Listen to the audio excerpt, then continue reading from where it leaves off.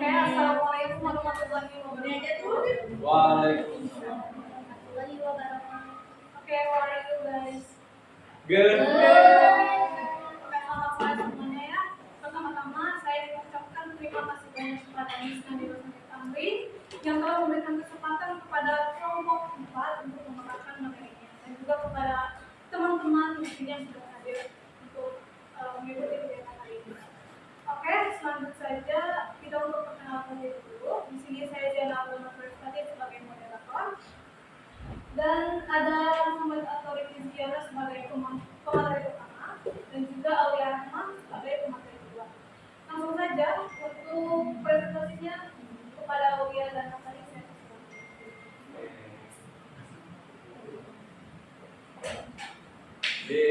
Halo teman-teman, assalamualaikum warahmatullahi wabarakatuh. Waalaikumsalam warahmatullahi wabarakatuh. Jadi hari ini adalah bagian kelompok tentang perencanaan materi pembelajaran. Jadi sebelum kita masuk pembahasannya, mungkin aku sedikit cerita ya. Dilihat-lihat saya mungkin sebagai siswa, guru itu hanya mengajar ini itu dengan metode ini. Ternyata di dalamnya itu ada sebuah perencanaan untuk melakukan sesi belajar mengajar. Oke. Perencanaan materi pembelajaran merupakan komponen penting dalam proses belajar mengajar. Guru perlu merancang materi sesuai tujuan pembelajaran, karakteristik peserta didik, dan kurikulum. Nah, gitu. Jadi mungkin ini adalah contoh kecil dari merencanakan suatu materi pembelajaran. Menurut Widodo, pada tahun 2022, pengembangan materi ajar yang relevan dengan kebutuhan peserta didik dan tuntunan zaman menjadi kunci tercapainya pembelajaran yang bermakna dan kontekstual. Nah, menurut beliau, menurut Widodo, perencanaan ini mungkin relevan dengan zaman yang kita singgahi sekarang, ya. Terus juga demi tercapainya pembelajaran yang bermakna dan kontekstual. Pembelajaran itu yang kita tahu, ya benar. Yang kita ketahui ada 3 ya, joyful, mindful, sama meaningful. Oke, lanjut. Nah, selanjutnya definisi dari perencanaan. Perencanaan materi pembelajaran adalah proses penyusunan materi, media, pendekatan, metode, dan penilaian untuk mencapai tujuan pembelajaran tertentu. Nah, di materi pembelajaran adanya penyusunan gitu ya, sebelum kita terjun langsung ke kelas gitu ya. Terutama di penyusunan materi, pendekatannya, metode, dan juga penilaian. Selanjutnya, perencanaan ini juga menjadi cara menentukan batasan keluasan dan kedalaman materi agar sesuai jenjang pendidikan. Nah,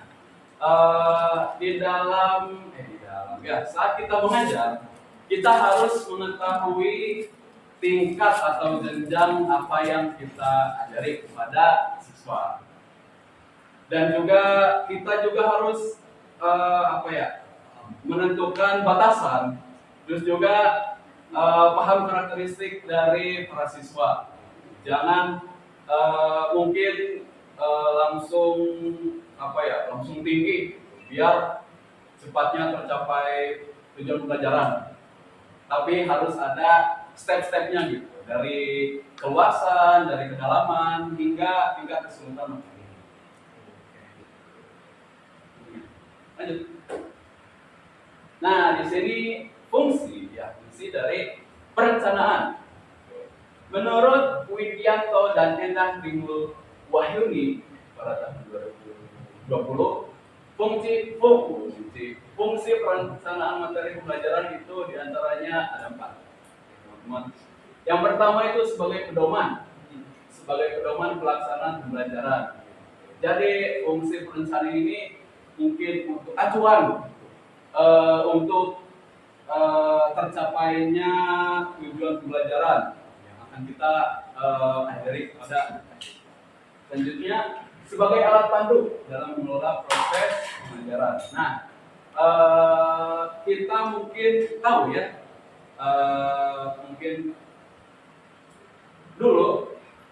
bukan dulu lah, semester yang lalu kita membuat modul ajar gitu ya. Nah, di dalam modul ajar itu ada step by step atau sintaks. Ya, sintaks betul. Nah, di sintaks itulah kita menggunakan untuk melakukan perencanaan. Selanjutnya, meningkatkan efektivitas dan kualitas pembelajaran.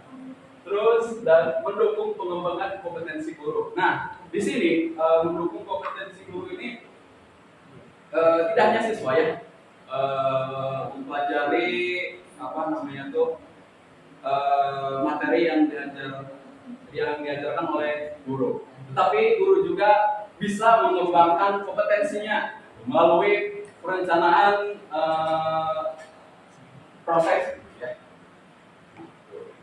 Mungkin kayak mengembangkan atau mengetahui karakter siswa, terus juga mungkin kayak sesuai tujuan pembelajaran. Lanjut. Nah, yang sebelumnya yang sudah Dori sampaikan ada 3 aspek. Struktur materi ajar. Struktur materi ajar adalah gambaran tentang bagaimana suatu materi disusun berdasarkan 3 unsur utama, yaitu yang pertama tingkat kesulitan, di mana tingkat kesulitan itu disesuaikan lagi apa yang kita akan ajarkan kepada siswa. Mungkin contohnya dari SD itu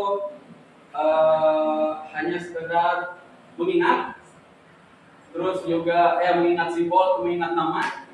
Mungkin untuk SMP-nya lebih ke penerapan, dan SMA-nya penggunaan secara langsung ataupun untuk jenjang kampus kuliah itu analisis atau evaluasi. Selanjutnya keluasan materi. Nah, keluasan materi ini berhubungan dengan waktu yang kita ajarkan.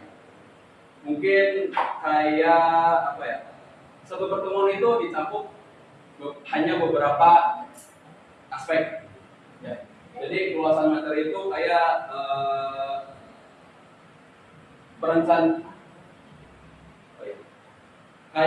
merencanakan di satu pertemuan itu apa aja gitu, materinya apa aja, sub aspeknya apa aja.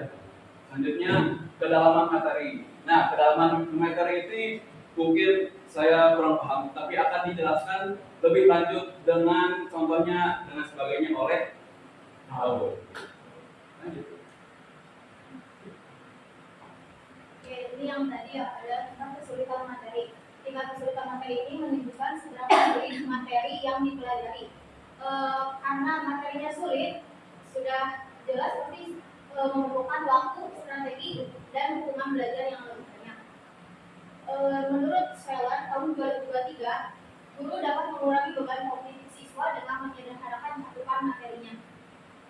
Jadi tidak bisa kita memberikan materi grammar kepada anak SD kan itu mungkin ya terlalu sulit untuk anak SD gitu. Jadi guru bisa mengurangi beban kognitifnya untuk menyederhanakan cakupan materi tersebut. Contohnya di sini ada konsep abstrak seperti fisika dan matematika yang mana memerlukan visualisasi dan latihan bertahap. Fisika dan matematika ini kalau kita tidak melakukan latihan yang bertahap, kita tidak akan mengerti materinya dan tidak akan paham cara menghitungnya atau kan rumus-rumus di fisika dan matematika juga banyak, jadi kita harus melakukannya secara bertahap agar kita bisa mengerti akan materi tersebut. Lalu ada keluasan materi ajar. Keluasan yaitu seberapa banyak topik atau subtopik yang dicakup. Keluasan materi ajar ini dipengaruhi oleh waktu, jam kelas, dan kompleksitas tujuan. Contohnya, di kelas rendah, siswa ini hanya sebatas mengingat dan mengenalkan materi dasar. Sedangkan di kelas tinggi, siswa itu harus sampai penerapan dan menganalisis materinya. Lalu ada kedalaman materi. Berdasarkan taksonomi Bloom, Anderson, dan Rockwell tahun 2001, kedalaman ditentukan oleh tuntutan penguasaan kompetensi oleh mengingat, memahami, menerapkan, menganalisis, mengevaluasi, dan mencipta. Untuk taksonomi Bloom itu maksudnya adalah kerangka berpikir atau framework yang digunakan untuk mengklasifikasikan tujuan pembelajaran berdasarkan tingkat kemampuan berpikir siswa dari yang paling sederhana sampai yang paling kompleks. Ini tuh awalnya dikembangkan oleh Benjamin Bloom pada tahun 1956 dan kemudian direvisi oleh Anderson dan Rockwell 2001. Tujuannya itu agar guru dapat merancang tujuan pembelajaran yang terukur, menyusun materi ajar dengan tingkat kesulitan yang tepat, dan menilai hasil belajar secara lebih objektif. Nah, di sini ada contoh struktur materi ajar berdasarkan jenjang pendidikan. Di sana ada jenjang pendidikan, tema atau materi, tingkat kesulitan, luasan materi, kedalaman materi, dan juga contoh penerapannya. Misal di sekolah dasar kelas 1 sampai 3 itu maksudnya jenjang rendah. Contoh materinya kita ambil color. Tingkat kesulitannya itu mudah, yang mana hanya mengenal dan menyebutkan nama warna saja. Luasan materinya terbatas pada 6 sampai 8 warna dasar seperti red, blue, yellow, green, dan sebagainya. Lalu pada kedalaman materinya di tingkat kelas 1 sampai kelas 3 ini mengingat dan juga memahami, di mana siswa itu harus mengenali dan menyebut warna sesuai benda. Contohnya, siswa menunjuk benda sesuai instruksi. Misal, Jana, show me something orange. Nah, Jana menunjuk kartu yang berwarna orange seperti itu, atau bisa bernyanyi lagu terkait warna. Lalu yang kedua ada sekolah dasar kelas 4 sampai 6, ini termasuknya jenjang menengah. Kita ambil contoh materinya daily activities. Tingkat kesulitannya itu ada sedang, di mana siswa ini harus memahami dan menggunakan kata kerja sederhana dalam konteks waktu. Keluasan materinya tentu saja lebih luas, yaitu 10 sampai 12 kegiatan harian seperti wake up, brush teeth, go to school, play, and sebagainya. Lalu ada kedalaman materinya, yaitu memahami dan menerapkan. Di sini siswa menggunakan kata kerja dalam kalimat sederhana. Contoh penerapannya yaitu menulis 5 kalimat seperti I wake up at 5, I go to school at 7. Lalu yang ketiga ada sekolah menengah pertama kelas 7 sampai 9. Ini udah masuk jenjang lanjut.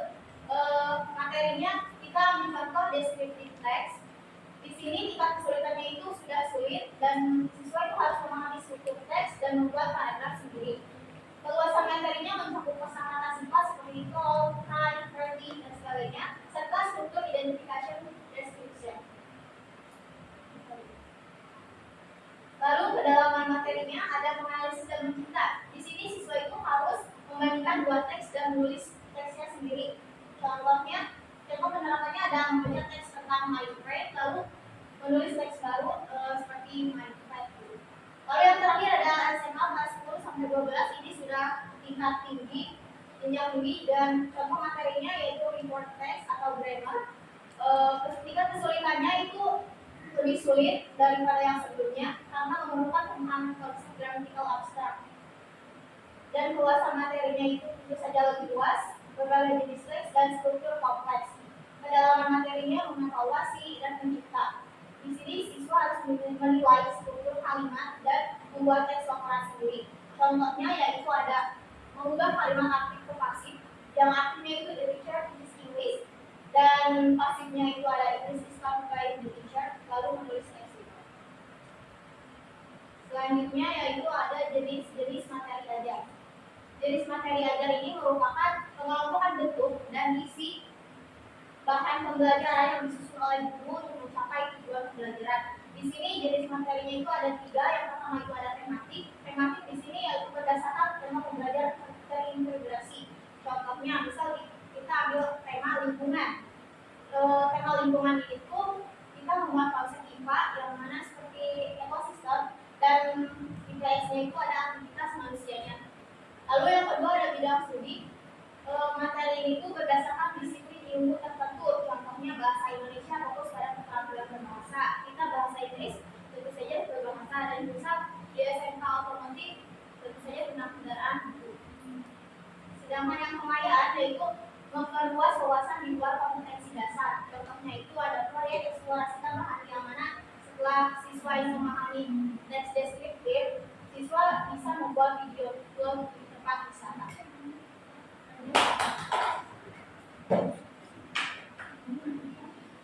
Lalu yang tadi ada pengembangan perencanaan materi ajar.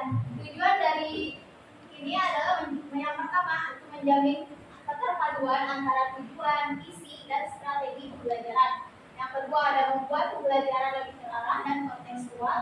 Yang ketiga menyesuaikan materi dengan kebutuhan siswa dan kondisi di kelas. Lalu langkah-langkah guru dalam mengembangkan materi ajar di sini ada 6. Yang pertama itu ada identifikasi tujuan pembelajaran. Di sini guru harus bisa mengidentifikasi tujuan pembelajaran di satu sekolah itu mau seperti apa.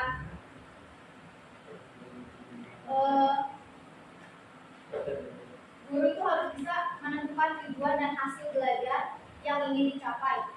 Langkah ini tuh penting karena agar arah pengembangan materi ajar itu menjadi jelas dan sesuai dengan kompetensi dasar yang diharapkan. Lalu yang kedua ada uraikan keluasan materi. Setelah tujuan pembelajaran dibuat, maka guru harus menjabarkan tentang si keluasan ruang lingkup atau cakupan materi yang akan diajarkan itu apa saja. Ini tuh uraian keluasan materi itu bertujuan untuk memastikan setiap aspek pembelajaran tercakup sesuai kebutuhan. Lalu yang ketiga yaitu tentukan kedalaman materi. Setelah melakukan 2 tahap yang tadi, guru harus menentukan kedalaman materi. Ini tuh disesuaikan dengan kemampuan berpikir siswa dan perkembangan siswa agar tidak terlalu sulit maupun tidak terlalu berat. Lalu yang keempat yaitu berkaya sumber belajar.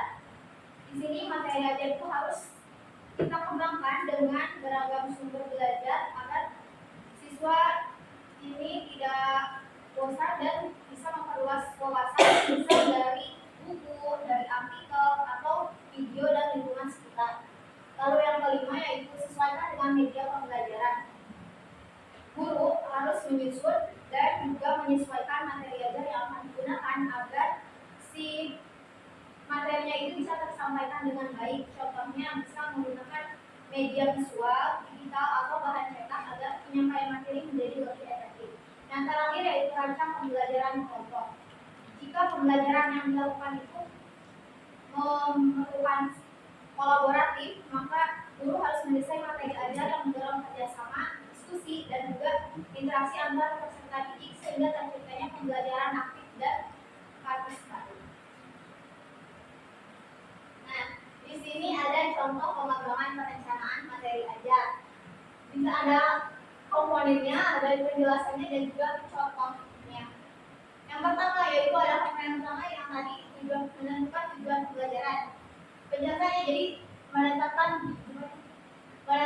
kompetensi yang ingin dicapai sesuai supaya pembelajaran di kurikulum materi. Ini tuh harus sesuai dengan kurikulum yang ada, jangan asal-asal untuk menentukan tujuan pembelajarannya. Lalu contohnya di sini ada siswa mampu menulis deskripsi teks tentang seseorang atau tempat dengan struktur dan kosakata yang benar. Selanjutnya yang kedua yaitu menentukan keluasan materi ajar.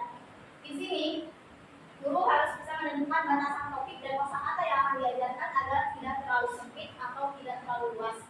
Contohnya kita ambil tema yang deskripsi teks yang ini mencakup physical appearance, personality people and first expression, dan masa materi itu sekitar 40 sampai 50 kata yang baru. Selanjutnya ada menentukan kedalaman materi. Di sini kita menyesuaikan tingkat kemampuan berpikir agar siswa tidak hanya menghafal, tetapi juga menganalisis dan mencipta.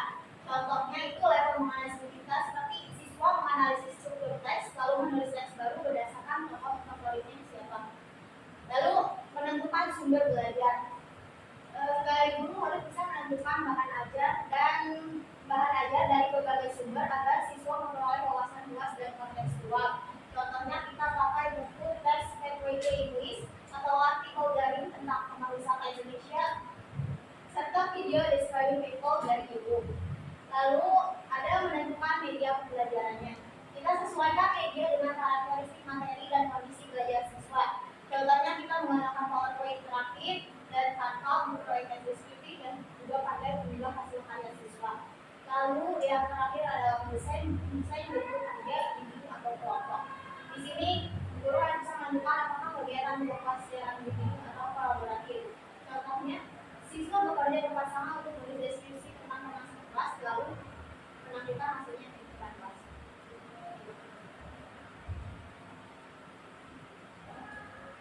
Oke, terima kasih kepada Wira Amal dan Muhammad Fatul Kristiana. Oke, selanjutnya kita masuk ke sesi Q&A dan discussion. Oke, untuk presentasi kali ini kita buka 2 termin, dan dalam 1 terminnya itu ada 2 orang penanya. Oke, langsung saja yang ingin bertanya boleh angkat tangannya tinggi-tinggi. Saya hitung ya. 1, 2, 3. Oke, aku izin bertanya, yang tadi di fungsi itu kan yang keempat tuh ada mendukung pengembangan kompetensi guru ya. Nah, bagaimana sih, cara apa sih gitu untuk mendukung kompetensi guru yang baru terjun di profesinya, jadi guru-guru yang baru. Jadi bagaimana fungsi dari perencanaan itu mendukung kompetensi guru yang baru terjun. Terima kasih. Perkenalkan, nama saya Ali Samana. Saya ingin bertanya juga. Kan saat ini tuh banyak sekolah yang menerapkan diferensiasi ya, sistem diferensiasi. Nah, bagaimana langkah kalian untuk menyesuaikan dalam kondisi tertentu atau dalam kondisi tersebut? Kan banyak siswa-siswa yang beda-beda, keahliannya beda-beda. Nah, bagaimana cara kalian mengembangkan bahan ajar kalian agar sesuai dengan kebutuhan siswa A, siswa B, siswa C? Saya Diva izin bertanya. Saya ingin bertanya mengenai pemahaman siswa. Bagaimana strategi guru dalam menyusun dan menyampaikan materi ajar ketika pemahaman peserta didik belum menguasai konsep dasar dari materi yang ingin diajarkan. Misalnya kita sudah membuat modul ajar, kan pasti ada tujuan, ada tujuan pembelajarannya. Misal yang tadi itu deskriptif teks untuk kelas 10, capaian pembelajaran itu kayak peserta didik mampu membuat deskriptif teks dengan terstruktur kalau salah. Tapi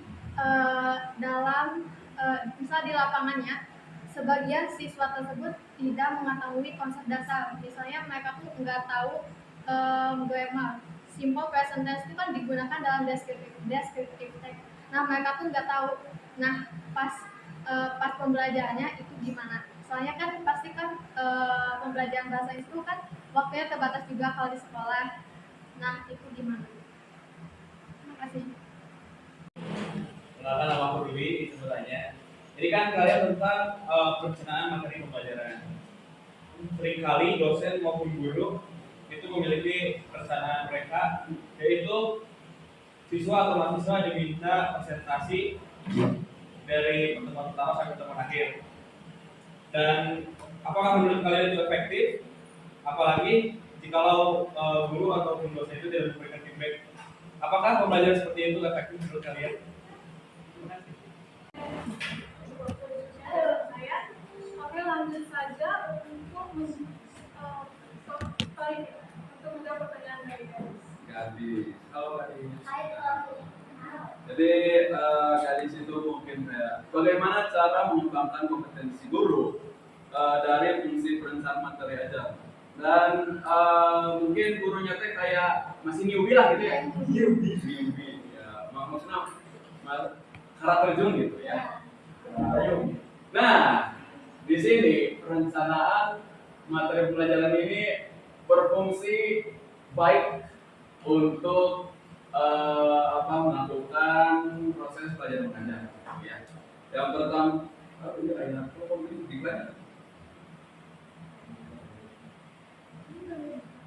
pertama itu pendampingan atau mentoring gitu dan kolaborasi. Kayak ketika mungkin kedepannya kita jadi guru, untungnya kita masuk ke FKIP gitu. Ada sedikit mentoring dan kita juga di sini melakukan praktek gitu. Bagaimana cara mengajar gitu, terus juga bagaimana cara mengisi membuat modul gitu ya, sesuai sintaknya, sesuai metode pembelajaran. Dan juga adakan mungkin ada beberapa seminar ya tentang perguruan. Nah, kayak libatkan guru yang newbie itu untuk mengikuti seminar. Bagaimana cara menyampaikan dengan baik gitu. Mungkin dengan spesifik kayak IRF lah ya, initiation, response, feedback gitu. Itu bisa diimplementasikan di kelas langsung. Terus juga untuk mengembangkan kompetensi guru, mungkin kita harus mempelajari modul ajar dari guru atau template lah ya, dari pemberian dosen gitu. Kita juga kan dikasih template modul ajar ya oleh Bu Nani, dan di situ adalah salah satu pengembangan kita kedepannya untuk menjadi guru. Gitu. Terus apa lagi? Udah, mungkin sudah terjawab. Bagaimana? Sudah? Oke.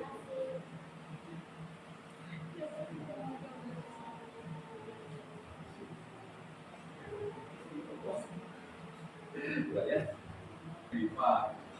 Singkatnya, DIPA itu pertanyaan itu bagaimana cara guru itu menyampaikan suatu materi, tapi guru itu kurang paham gitu kan? Murid. Nah, muridnya yang kurang paham. Terus ambil contoh descriptive text sama udah. Nah, sebelum kita ke descriptive text, nah ada keluasan materi, tingkat kesulitan dan kedalaman materi itu kita mainkan ya. Atau kita terapkan gitu. Misalnya descriptive text itu terlalu susah untuk para siswa atau beberapa siswa. Mungkin kita berikan kosakata yang sangat relevan untuk descriptive text gitu. Selanjutnya mungkin singkatnya pembahasan tentang kayak melibatkan mendeskripsikan barang atau kecilnya ya, mendeskripsikan barang, terus mendeskripsikan hal kecil, bagaimana orang-orang ini berpakaian gitu, teman sebangkunya berpakaian. Gitu. Bagaimana? Boleh disanggah nggak? Boleh. Kan maksud aku tuh kayak kan dari awal tuh tadinya tuh si guru tuh udah niat descriptive text, udah dikasih tahu nih materinya semua, terus masuklah ke latihan soal. Nah, di latihan soalnya itu siswa itu disuruh buat descriptive, yang mana descriptive text itu menggunakan simple present tense grammarnya. Tapi si siswanya itu gak bisa kayak, jadi pas udah dikumpul itu pas dicek tuh si grammar itu pada salah, pada ancur. Nah, itu gimana strateginya? Nah, mungkin yang sudah kita cari tahu ya, sebelum kita ke grammar, ada hal-hal kecil. Yang paling kecil itu vocab. Terus selanjutnya itu SPOK lah, ya. SPOK sebelum lanjut ke grammar. Lanjut, terus menjelaskan konsep yang pertama, simple apa? Ya, simple present tense. Yang itu yang menurut saya paling mudah. Berarti kayak gampang Apa? kayak Gak apa-apa, tapi nantinya kita sebagai guru harus bisa ngasih lagi misal latihan gitu ya, si siswa ini terbiasa dengan ini simple present tense itu kayak gini dan yang grammar yang lainnya itu kayak gini gitu. Jadi gak sebatas kita udah ngasih tugas yang ini tapi siswa masih ada yang belum ngerti dan kita abai akan hal itu gitu. Jadi kita harus ngasih lagi, mungkin nanti dievaluasi lagi apa si simple present tense itu kesulitannya di mana, nanti kita kasih lagi penjelasan, arahan dan juga contoh latihannya agar masuk di otak si siswa itu. Oh, berarti itu bisa dipakai si kesulitan itu bisa dipakai bahan aja di next pertemuan. Iya, mungkin untuk pertemuan selanjutnya itu kita akan membahas tentang simple present tense itu hal kecil. Terima kasih. Sudah? Selanjutnya. Aku mau jawab pertanyaan dari Uli. Apakah presentasi yang dilakukan oleh mahasiswa dari pertemuan pertama sampai pertemuan terakhir itu efektif atau tidak? Menurut kita itu bisa efektif, bisa tidak. Yang pertama itu karena bisa efektif karena kita menggunakan student centered learning, yaitu udah pasti apa-apa itu dari kita sebagai mahasiswa. Namun bisa juga tidak efektif karena kita mahasiswa belum tentu semuanya tahu akan materi, karena tujuan kita kuliah udah pasti untuk menuntut ilmu yang mana jika kita tidak tahu ya harus diberitahu dulu, tidak selamanya kita harus mencari tahu gitu. Karena jika kita tidak tahu lalu kita menjelaskan kepada yang lain tapi kitanya itu belum tahu, kan itu gak masuk gitu materinya. Jadi kita tuh harus bisa, kalau misal presentasi dari pertemuan pertama sampai pertemuan terakhir itu kita tuh harus ada dalam bimbingan guru atau dosen tersebut agar ketika kita melakukan kesalahan kita tuh bisa langsung dikoreksi dan diberi arahan yang baik dan benar itu seperti apa sehingga konsep belajar seperti itu bisa efektif untuk mahasiswa. Soalnya ini ternyata itu adalah masalah nasional kan. Ternyata aku pernah lihat di TikTok ya, ternyata di kampus lain, sekolah lain juga sama. Begitu. Ya, terima kasih. Lalu pertanyaan dari Ali, bagaimana langkah guru untuk mengembangkan bahan ajar agar sesuai dengan kebutuhan siswa yang beragam? Langkahnya ya karena materi kita ini perencanaan materi pembelajaran, yang mana kita harus bisa merencanakan si materi itu relevan dan sesuai dengan kebutuhan semua siswa itu. Mungkin jika siswa memiliki sifat yang beragam, siswa A, siswa B, siswa C, mereka tuh kecenderungannya di mana, kita tuh harus bisa melakukan kita observasi dulu di awal atau wawancara ringan dengan mereka untuk seperti kritis gitu, untuk mengetahui kemampuan mereka tuh di mana gitu. Lalu kita bisa melakukan kerja kelompok yang mana dalam satu kelompok itu tuh tidak selamanya siswa pintar atau siswa yang kecenderungannya di mana gitu. Terus jadi dalam satu grup itu ada macam-macam siswa yang bisa kita gabungkan untuk bertukar ide atau kemampuan mereka ada di mana gitu.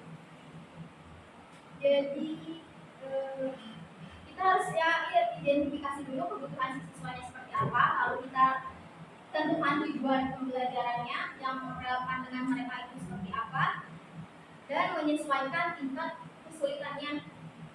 Karena siswa beragam, otomatis tingkat kesulitannya juga pasti beragam. misal dia yang ini susah tapi yang itu gampang gitu. Nah, jadi kita harus menentukan tingkat kesulitannya dengan baik dan menggunakan media atau metode yang beragam.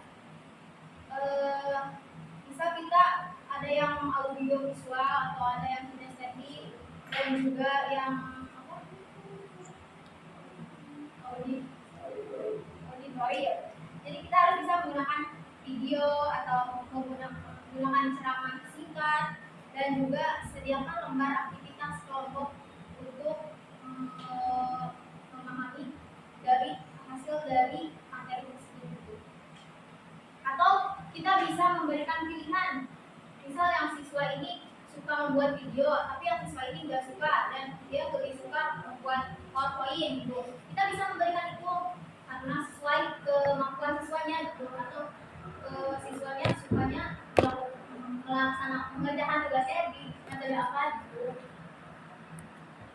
Jadi si pengembangan materi ajar ini harus kita sesuaikan dengan kebutuhan siswa, yang mana guru itu bisa berperan sebagai perancang pengalaman belajar, bukan hanya penyampaian materi. Jadi kita harus mengenal siswanya dulu, lalu memberi fleksibilitas dan terus merefleksi bahan ajar akan semakin relevan, menarik dan juga bermakna bagi setiap siswa. Jadi harus sebelum melakukan pembelajaran, guru tersebut harus observasi terlebih dahulu. Tapi aku tadi ada yang digarisbawahi bahwa satu siswa ini dia suka video, tugasnya ini, yang ini sukanya di berbeda, jadi tugasnya ini. Kalau misalkan seperti itu, nantinya ini mah pendapat aku ya, adanya ketimpangan ketimpangan yang membuat si siswa tersebut merasa bahwa dia itu bagi dia bisa ini itu yang historik di situ. Tapi pada dasarnya intinya berarti harus melakukan observasi terlebih dahulu agar kita mengetahui kemampuan siswa dan contohnya ke arah mana, jadi kita bisa mengarahkan semuanya. Terima kasih.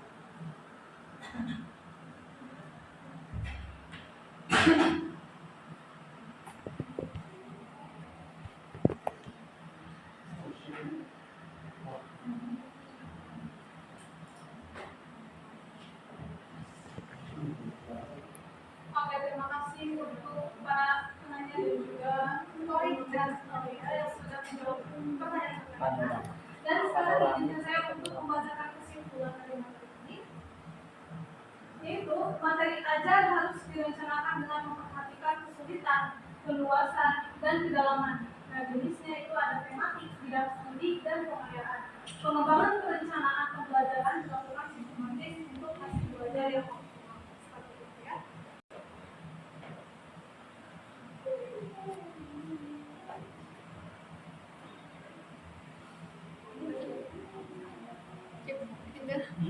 Nah, di sini ada beberapa referensi Mau di pos apa di digunakan dalam materi. Mau di pos apa di Nah, sebelum saya akhiri, ada kata-kata yang Yang ini disampaikan di-cut. oleh Atoy Susiatmi. Menurut Bu Endang, jika kalian gagal dalam persiapan, maka kalian harus bersiap-siap dalam kegagalan. Wih. Paham. Sekian dari kami. Wassalamualaikum warahmatullahi wabarakatuh. Waalaikumsalam warahmatullahi wabarakatuh. Kalau